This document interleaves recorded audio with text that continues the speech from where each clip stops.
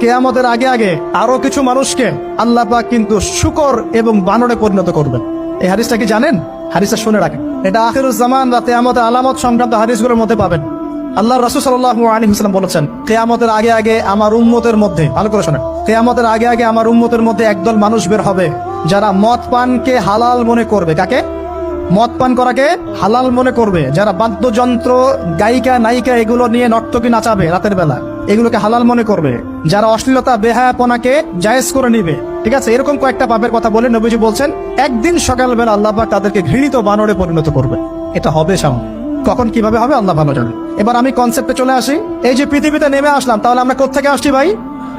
আমরা কি পৃথিবীর অধিবাসী ছিলাম? আমরা জান্নাতে ছিলাম, ওখান থেকে আল্লাহ পাক পাঠিয়েছে। এবার পৃথিবীতে এসে আদম আলাইহিস সালামের যুগে খুব একটা দুর্ঘটনা ঘটে নাই, একটা ঘটেছে। কয়টা? একটা।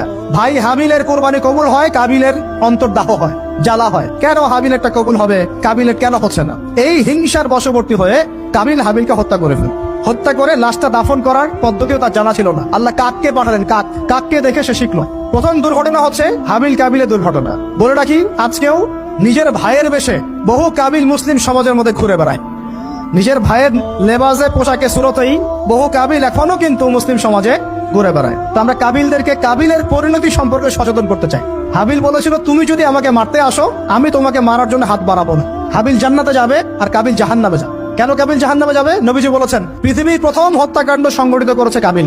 এই কারণে পৃথিবীতে যত খুন হবে, সমস্ত খুনের পাপের একটা অংশ কাবিলের আমলনামায় যোগ করা হবে। বলে নাউজুবিল্লাহ। একটা কথা মনে রাখবেন, সদকায়ে জারিয়া যেমন আছে, গুনাহে জারিয়াও আছে। একটা মদের দোকান দিয়েছেন, যত মানুষ মদ খাচ্ছে, সমস্ত গোনার একটা অংশ আপনার কাঁধে আসছে।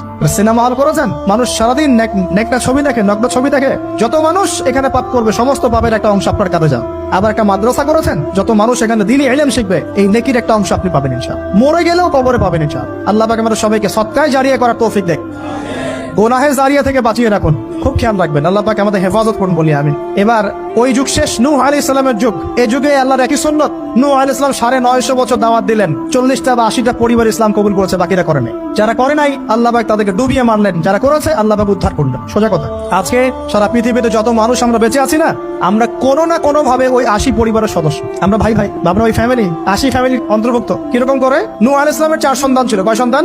এক সন্তানের নাম হচ্ছে হাম। কি নাম? হাম। হাম ছিল একটু কালো বর্ণের। হামকে দিয়ে আফ্রিকার কন্টিনেন্টে যত মানুষ দেখছেন ব্ল্যাক স্কিনের, কালো স্কিন, এরা সবাই হামের বংশধর। মজা না বিষয়টা? মানুষের অস্তিত্ব পৃথিবীতে, ইতিহাস, এগুলো খুব ইন্টারেস্টিং টপিক। ইতিহাস পড়তে থাকলে আপনি ডুবে যাবেন। কত কিছু বিশ্ব হয়েছে আর কত কিছু হবে সামনে।